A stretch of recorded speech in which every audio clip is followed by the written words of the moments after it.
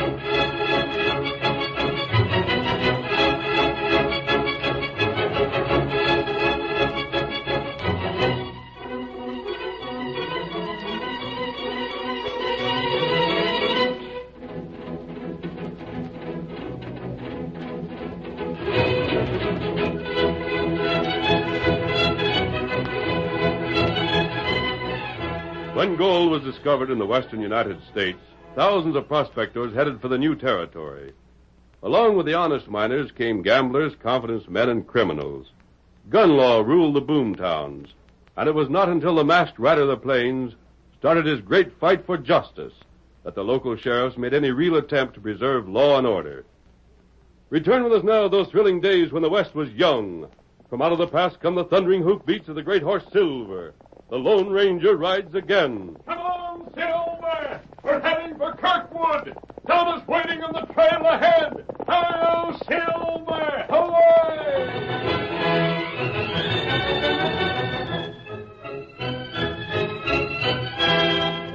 The Gold Nugget was the largest cafe in Kirkwood. Although it was still afternoon at the time our story opens, the place was crowded, with the greater part of the crowd around the table where 5 men sat playing poker. Spark Weber, the dealer, looked impatiently at Carl Vaughn, a heavy-set man, owner of a small gold claim not far from the town. Well, Carl, we're waiting on you. You drawing cards or not? Give me one. There you are. Your bet, Roof, you opened. 100. Tippy? I'm calling and raising 100. How about you, George? I'll stay. You staying, Carl? You bet I'm staying. But not for no penny ante this time. I knew my luck was going to change, and it done that same. I'm calling the 200 on the board and raising it 1,000. What? Carl, you must be loco. What's that critter holding? If you aim to find out, pay for it. By thunder, I'll call you. You ain't bluffing me out. There. I'm throwing down. This kind of a game's too doggone rich for my blood. I ain't scared. Carl, I got a notion I got you and Tippy both skinned. And there's my 1,000 to back my opinion. Well, that's all the betting. Now, let's see what you got that you're so doggone proud of, Carl. 4 queens. Thought I was bluffing, did you? Well, I reckon that shows you. Hold on. Huh? You don't take in them chips till you see what we got. All right, George. You beat? What good's a full house against 4 of a kind? There you are, Tippy. Now, what do you got to say about me taking the chips? Plenty. Suppose you look at my hand. What? You got 4 kings. Which same beats 4 queens all to pieces. Blasted tin horns. Hey, what? Stephen. Have you gone crazy, Carl? I'll show you how crazy I am. Roof, you and me have been sitting here getting cheated all day. Cheated? We've been sitting in a game with a blasted tin horn gambler that's been fixing the cards. We ain't had no more chance of winning than if we'd been playing blindfold. And I'm going to fix... Just 1 second. You're using mighty strong language, Carl. The kind of language that calls for proof. I'm a professional gambler, but I play a square game. Have you got different notions? I never said it was you, Spark. All right. Then you mean me or George here? Which is it? And I never said it was you, Tippy. Or George neither. Then who in blazes do you mean? Name the polecat, Carl. and we'll give him what he's got coming. You bet we will. This is something I'm going to take care of my own way. Carl, you've either said too much or too little. Either way, you've got some explaining to do. Sure, I'll explain. Spark, you and Tippy and George there all make your living by gambling. It wasn't till this last hour that I got to suspicioning things. But after that, I kept my eyes open. And I'll say this much. One of you three, I ain't saying which one, has been playing crooked. I reckon the fella I mean savvy's all right without my naming him. Doggone it, Carl. Why won't you name him? Because I'm for doing things legal. I'm telling the sheriff what happened here, and he can make the arrest. You fellas would just try to start a lynching party. But the sheriff ain't in town. He'll be back by night. Blasted, you gotta name the man you mean. You can't leave it like this. You're leaving all three of us under suspicion. I reckon you can stand it till the sheriff takes action. Then just remember one thing, Carl. Yeah? When you go to the sheriff, be blamed sure you got proof of what you're saying. Just calling one of us a crook won't get you nowhere. Less than it's to Boot Hill. I got the proof. Come on, Roof. Oh, excuse me, Injun. That all right. You not bump Tonto. Where you going, Carl? Out to the cabin where my claim is. I got some work to do there, and I'll come back here tonight. Thanks, Carl, but I reckon I'll stay in town. Yeah, suit yourself. And you other fellas. Yeah?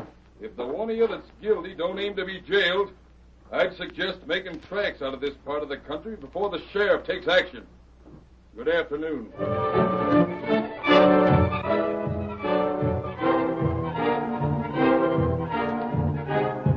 Tonto, leaving town shortly after Carl Vaughn's departure, returned to the well-hidden camp he shared with the Lone Ranger and told his friend of the quarrel in town.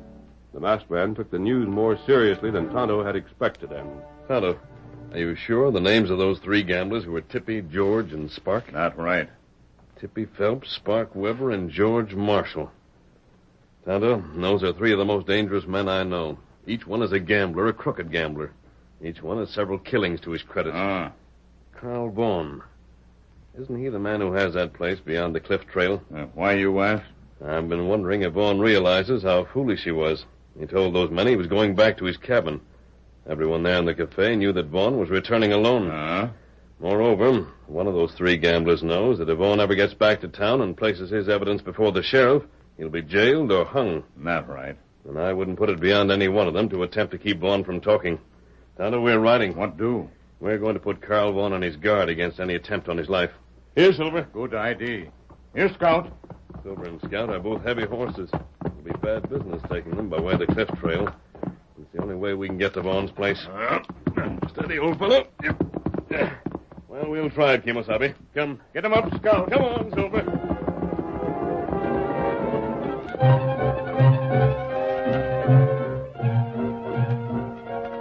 As the masked man and Tonto approached Carl Vaughn's cabin, the gathering dusk made the old cliff trail doubly dangerous.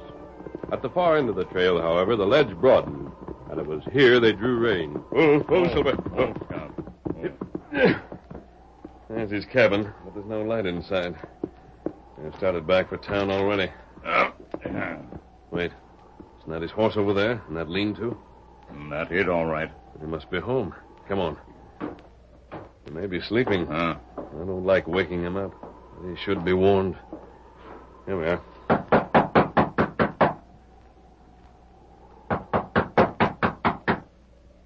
He'll not hear you. Vaughn, are you in there? Vaughn, it's friends. Door's unlocked. Tonto, we'll have a look in here first. It's plenty dark. Wait until I light a match. We'll see where his bunk is. There, feller on floor. Quick. I saw a lamp on that table you left, Kimosabe. Light it and bring it here. Tonto, do it. That match didn't last long enough to get a good look, but I think he's been shot. We get here too late. Yes, he's dead, Kimosabe. Can you get the lamp lit? Light lamp now. Right here. Here, lamp. Good. Just set it there. Shot through the heart. You think gambler fella do this? Unless Vaughn had other enemies. We can find out about that in town. Now what do? The most important thing at present is to see if the killer left any clues behind him. That's plenty hard. Trail not show track? No, and this shelf the cabin's built on won't show tracks either. It's stone, and the wind sweeping down from the north have kept it free of topsoil. A dozen horsemen could ride up here without leaving prints. Maybe something inside the cabin, though. Tonto, this other table. Do you see this? What you find? Look here. Him drink coffee. Coffee pot is still warm. That isn't what I meant, though.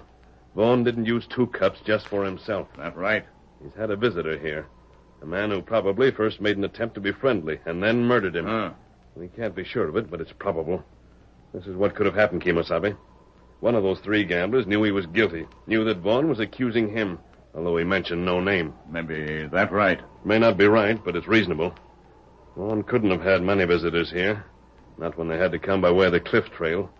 The murderer, however, would have an urgent reason for making the trip. He had to come here, or clear out of the country.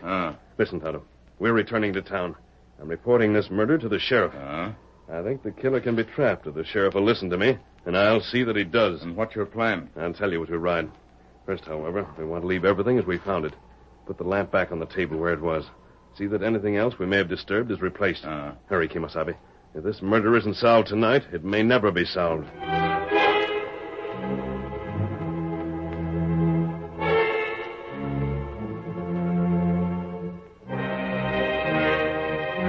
When everything had been replaced in Vaughn's cabin to the Lone Ranger's satisfaction, he and Tonto remounted and headed their great horses toward Kirkwood, scarcely more than a half-hour's ride. Avoiding the light thrown up on the main street by the numerous cafes, they approached the sheriff's office from the rear. Then, leaving Tonto on guard outside, the Lone Ranger entered without knocking. What the? Matt! Sheriff Temple? Who are you? What are you doing here? I'm here to report a murder. A what? The murder of Carl Vaughn. No. I just came from his cabin, Sheriff. Look here. You can't just walk in Don't here. go for your gun. I- Now then. You're covered. You listen to me whether you want to or not. Gosh, stranger, that was the fastest draw I've seen in all my born days. Don't force me to use this gun. Well, even if you have got the drop on me, I'm still a law here. What were you doing over to Carl's place? I rode there as soon as I learned that his life might be in danger. I got the news too late, however. He'd been killed before I arrived. Who done it? That's what we're going to find out. Uh-huh. And how do I know you didn't drill him, if he is killed? How do I know you ain't up to some slick game of your own? You'll have to take my word for that. The word of a masked man. I'm not an outlaw, Sheriff. What's more, I had no possible motive for killing Vaughn and then reporting his death. If I were known to you, I might do it to mislead you. But you don't know me.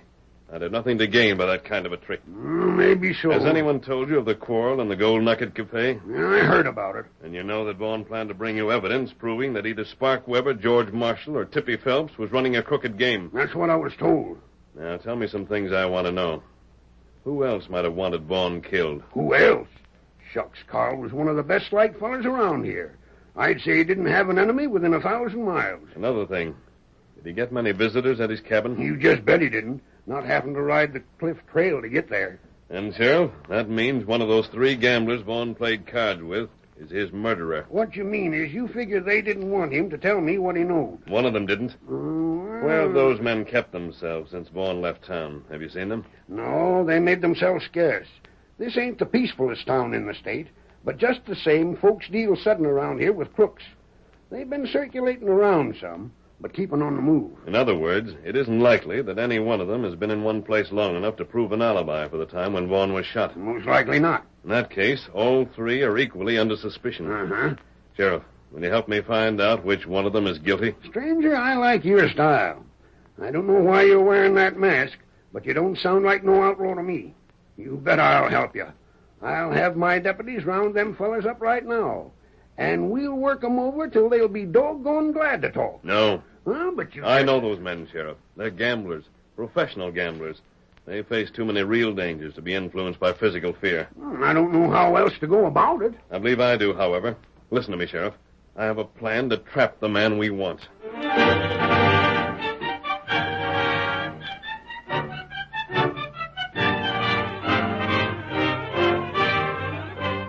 The curtain falls on the first act of our Lone Ranger story. Before the next exciting scenes, please permit us to pause for just a few moments.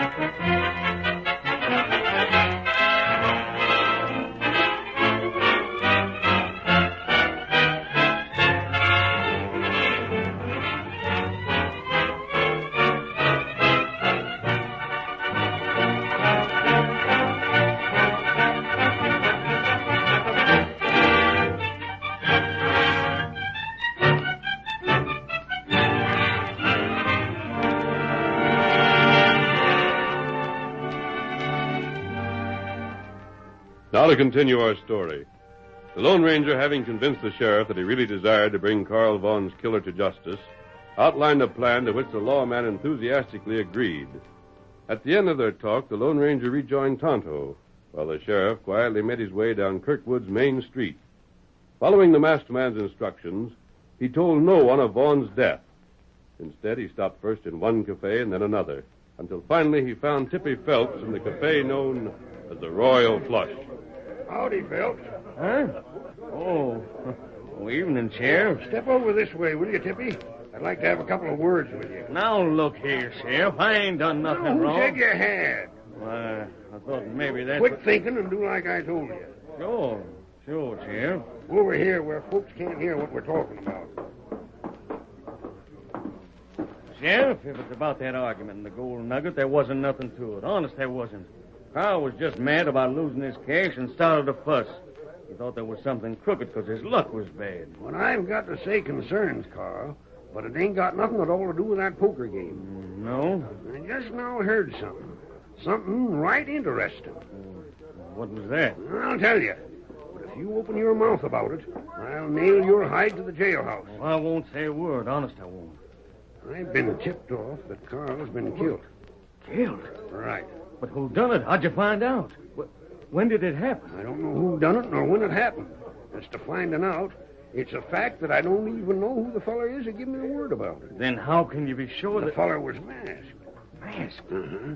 He come in my office and sort of hinted that if I rode out to Carl's, I might find out he wasn't living no more. Then he'd get out. Well, I'll be doggone. Sheriff, I'll bet that fella had a blame good reason for wearing a mask.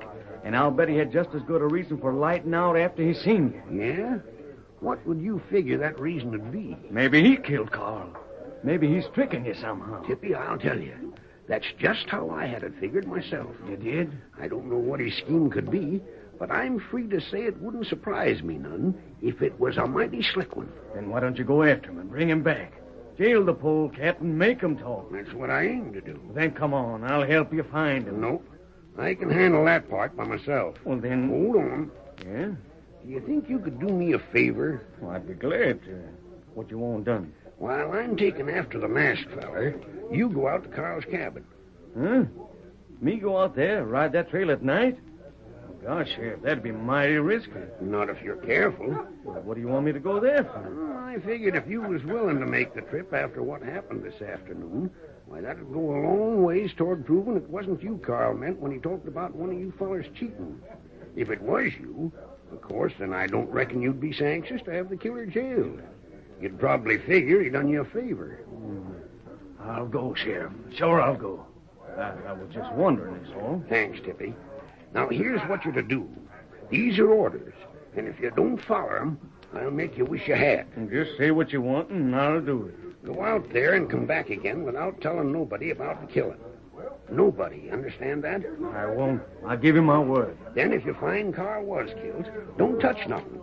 Just look things over good so you can tell me about it. I'll want to have a look for myself later on without nothing having been moved around. That's heavy, Sheriff. And if you do make tracks, get there as fast as you can and come back pronto. I'll be waiting for you at my office. Right. On your way, then. Get.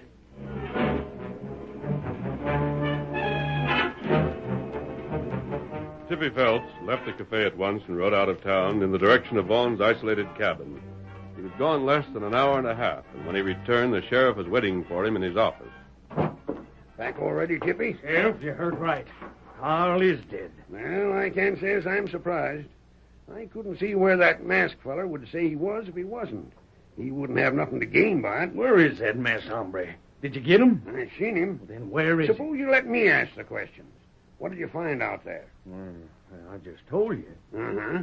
But what I mean is, where was Carl? What did the cabin look like? Had there been a fight or what? Them's the things I want to know. Well, there wasn't no fight. It looked to me like Carl never had no notion what was going to happen till it hit him. He was laying right square in the center of the floor. The bullet caught him in the chest, and all it took was the one shot to finish him. I see. Notice anything else? Nothing except 2 tin cups and a coffee pot sitting on the table like he'd had company. But as far as there being any real clues, there just wasn't any. Well, thanks for your trouble, Tippy. Oh, shucks, that's all right. Now I reckon you can walk down the hall there. Hmm? Back where the cells are.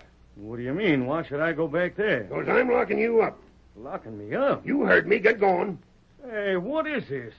Are you accusing me of killing Carl? Is that what you're doing? Come on, move along. Sheriff, you can't do this to me. I never killed nobody. Haven't said you did, have I? Here, down this way. You can't tail me without telling me why. I'll take that chance. Now, hold up. I reckon this cell will do all right. Wait till I unlock the door. And if you're loco enough to try and make a break for it, why, just go ahead. I never did feel like there ought to be a law against shooting gamblers. Blasted, I don't savvy this. Don't try to. Get inside. You'll be sorry for this, Sheriff. I won't worry about it. Yeah. Guess that'll hold you for a spell. See you later, Tippy. Hey, where are you going? To look up the next one of you fellers. I'm sending him out to Carl's place, too. And don't bother to waste your breath on questions, because I ain't answering any. Let me out of here. Doggone it, let me out, I tell you. I ain't killed nobody. You can't put me in jail for nothing. Let me out. Well, there's George Marshall right across the street there. George! Hi there, George. Hold on a second. I want to talk to you. Hey there. Wait, I want to talk to you. The sheriff, using the same pretext that had sent Tippy Phelps to Carl Vaughn's cabin, sent George Marshall, the second gambler, on the same errand. When Marshall returned to town, the sheriff greeted him with the same questions that he had put to Phelps. So that's just the way it was, George? Carl laying there in the middle of the floor and a bullet in his chest? That's right, Sheriff. Then, there being nothing else to ask you, you might just as well go on back and join a friend of yours in there. Go back where? To the cells? Ain't nothing else back there that I know of. What in the world do you want me to... Gamblers are the stubbornest fellers. I never seen such fellers to argue. You aim to lock me up? George, a lawman ain't supposed to play favorites. I locked Tippy up, so I figure I'd better do the same for you. Now keep your lip buttoned and remember, I'm the law.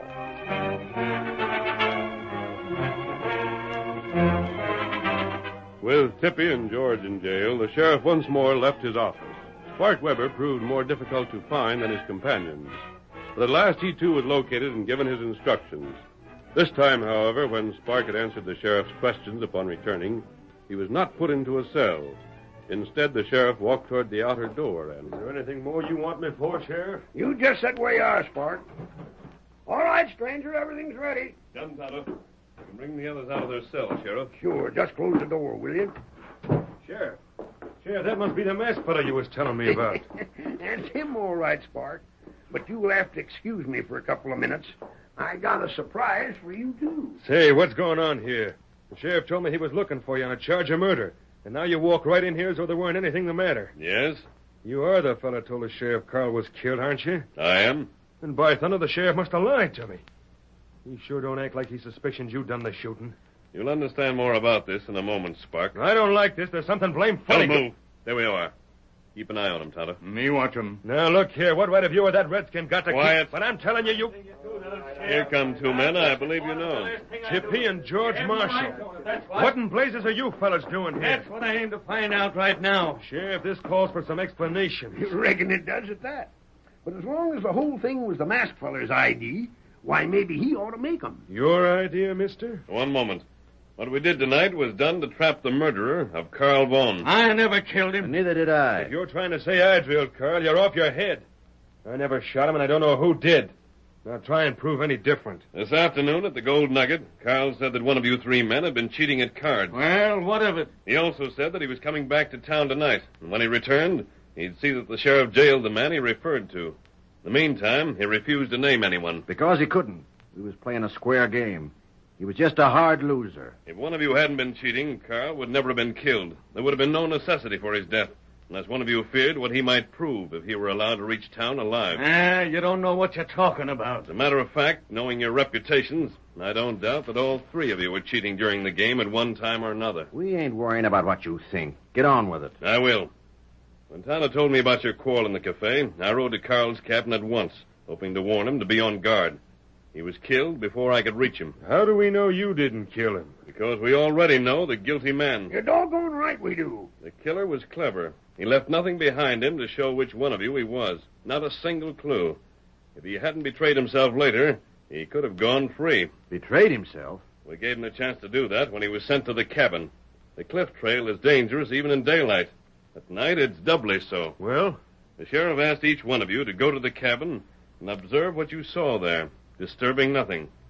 2 of you, the 2 who were innocent, had to make the trip over the cliff trail in order to make an accurate report. Say, I'm beginning to savvy this. I thought you would about now. The only man who didn't have to make the trip in order to give a report was Carl's murderer.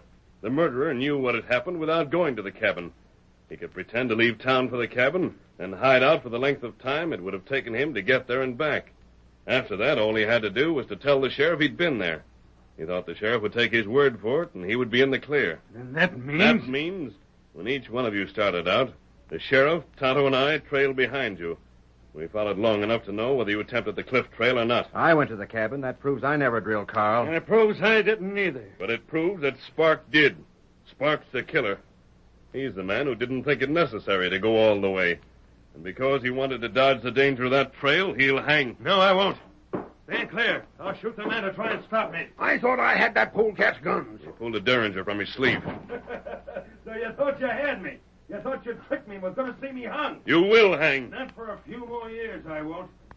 But, stranger. Yes? For tricking me the way you done, you're paying. You're going just the same way Carl done. Now, blast you. Oh, my arm! My arm's busted! The masked hombre got in the first shot even when Spark had the drop on him. Bring that fellow here, Tonto. Me bring him. My arm! Isn't hurt.